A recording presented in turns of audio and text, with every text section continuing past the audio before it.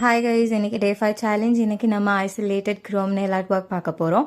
அதுக்கு ஃபர்ஸ்ட் உங்கள் நெயில்ஸை ப்ரெப் பண்ணி பேஸ் கோட் கொடுத்து 60 செகண்ட் க்யூர் பண்ணி எடுத்துக்கோங்க. அதுக்கப்புறம் உங்களுக்கு எந்த கலரில் ஜெல் பாலிஷ் வேணுமோ அதை 2 கோட்ஸ் கொடுத்து 2 டைம்ஸ் 60 செகண்ட் க்யூர் பண்ணி எடுத்துக்கோங்க.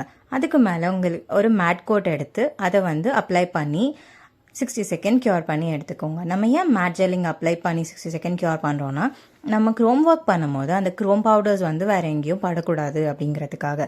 க்ரோம் பவுடர்ஸ் டாப் கோட் மேலே மட்டும்தான் நல்லா அப்ளை ஆகும். அதனால் இப்போ டாப் கோட் ஒரு ட்ராப் எடுத்து அதில் நான் பிளாக் கலர் ஜெல் பாலிஷ் கொஞ்சம் மிக்ஸ் பண்ணி எனக்கு எந்த மாதிரி ஆர்ட் வேணுமோ அந்த ஆர்ட்டை நான் இப்போ வரைஞ்சிட்டு இருக்கேன். ஸோ இது நீங்கள் ட்ரா பண்ணி முடிச்சுட்டு உங்களுக்கு இதை நீங்கள் ஒரு 30 செகண்ட் க்யூர் பண்ணி எடுத்துக்கணும். 30 செகண்ட் க்யூர் பண்ணிவிட்டு உங்களுக்கு எந்த கலரில் க்ரோம் பவுடர் வேணுமோ அந்த க்ரோம் பவுடர் எடுத்து உங்கள் ஃபிங்கராலேயோ இல்லை ஆம்ப்ரே ஸ்பாஞ்ச்னாலேயோ ஏதாச்சும் வச்சு தேய்ச்சிங்கன்னா உங்களோட அந்த கிளிட்டர் பார்ட்டிகல்ஸ் எல்லாம் க்ரோம் பார்ட்டிகல்ஸ் எல்லாம் உங்களோட அந்த டாப் கோட் மேலே மட்டும் அப்ளை ஆகும். அதுக்கப்புறமா ஒரு ஸ்பாஞ்ச் எடுத்து நல்லா வைப் பண்ணி விட்டிங்கன்னா டாப் கோட் மேலே மட்டும் அந்த க்ரோம் பவுடர் இருக்கும், மற்ற இடத்துல எல்லாம் போயிடும். அதுக்கு மேலே ஒரு டாப் கோட் கொடுத்து அது 60 செகண்ட் க்யூர் பண்ணிக்கோங்க. And that's the video, guys. Thanks for watching my videos. Please follow, like, share, comment my video. Bye, guys.